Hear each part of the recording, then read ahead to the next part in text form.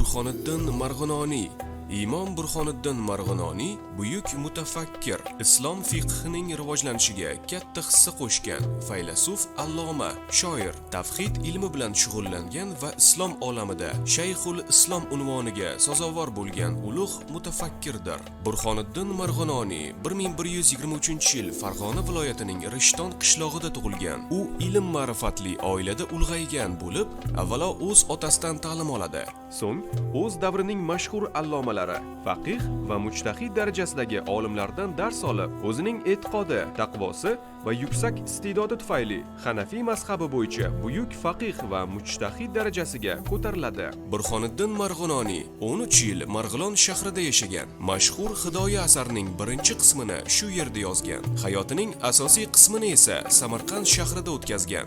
1178-yilda aprel oyida Hidoya asarini tugatgan. Burxoniddin Marg'inoniy 74 yoshida vafot etgan va Samarqanddagi Cho'kardiz qabristoniga dafn qilingan. Fiqh ilmida chuqur bilimga ega bo'lsa-da, Burxoniddin Marg'inoniy hayotining oxirigacha ustozlarning asarlarini o'rgangan. Kitob ul mashoyix, ya'ni shayxlar haqidagi kitob asarida u o'zi ta'lim olgan 40 dan ortiq shayx va allomalarni sanab o'tgan. Afsuski, bizgacha Burxoniddin Marg'inoniyning barcha asarlari yetib kelmagan. O'zbekiston Respublikasi Sharqshunoslik instituti qo'lyozmalar xazinasida allomaning bir qator asarlari, qo'lyozma nusxalari bor. Burxoniddin Marg'inoniy fiqh ilmini rivojlanishiga ulkan hissa qo'shish bilan bir qatorda ko'plab shogirdlar ham yetishtirgan. Uning asosiy asari hisoblangan Hidoya asari Imom Muhammad ash-Shayboniy Quduriyning Al-Muxtasam al-Quduriy asarlari asosida tashkil qilingan. Hidoyada muxtasarda mavjud huquqiy asoslar keltirilsa-da, biroq uni alohida asar sifatida e'tirof etish mumkin. Chunki unda ko'rib chiqilgan masalalar Quduriyning Al-Muxtasar al-Quduriydan ko'ra kengroq yoritilgan.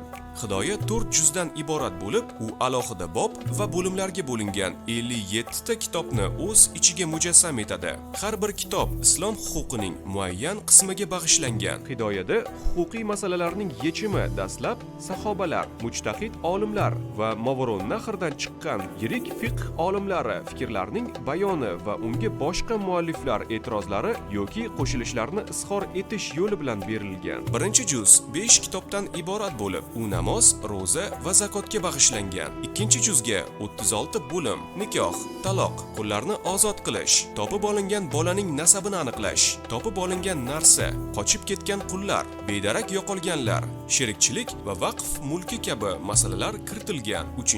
36 bob va 37 bo'limdan iborat juzda esa oldi-sotdi, pul muammolari, kafolat, pulni birovga o'tkazish, qozilarning vazifalari, guvohlik, berilgan guvohlikdan qaytish, vakolat, da'vo, iqror bo'lish, bir ishda pul bilan sherik bo'lish, pulni saqlashga berish, qarz berish, sovg'a, ijara, homiylik, qisman ozod bo'lgan qullar va bosqinchilik xususidagi masalalar o'rin olgan. 4-juzda esa shafoat, meros, taqsimlash, dehqonchilik hamda bog'dorchilik xususida shartnoma, qurbonlikka so'yilgan jonzot haqida, umuman qurbonlik qilish haqida, shariatga zid yomon narsalar haqida, tashlandiq yerlarni o'zlashtirish xususida, taqiqlangan ichimliklar haqida, ovchilik, garovga berish, jinoyatlar xususida, xun haqi to'lash, vasiyat kabi masalalar yoritilgan. Hidoya boshqa manbalardan o'zining mantiqiy ketma-ketligi va mavzular joylashishi va mavzular sharhlarining o'ziga xosligi bilan ajralib turadi. Burxoniddin al-Marg'inoniyning Hidoya asari islom huquqshunosligining rivojlanishiga katta hissa qo'shgan va o'chmas iz qoldirgan. 2000-yilning noyabrida Marg'ilonda Burxoniddin Marg'inoniyning 910 yilligi keng nishonlandi. Shu munosabat bilan Marg'ilon shahri markazida Burxoniddin Marg'inoniy yodgorlik majmui bunyod etilib, shu yerda uning ramziy maqbarasi o'rnatildi.